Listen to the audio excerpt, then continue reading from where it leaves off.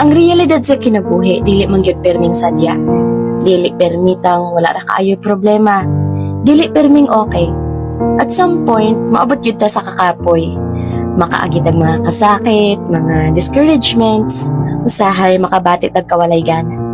Kung maabot ka sa mga low points sa life, or maybe naakaaning sitwasyon na karon, di man nga kana temporaryo ra, o kitang tanan moagi man anang mga dapita.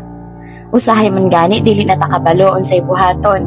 Kung tanaw nato, dako kaayo atong mga problema o sakit kaayo atong mga gibati maong dili kalikayang makaingon tagbasin dili na ta makalingkawasan ang sitwasyon na.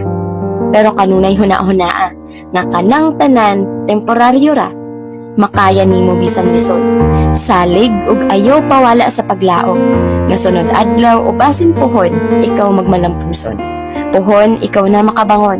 Puhon, ikaw na sad ang paboran sa panahon.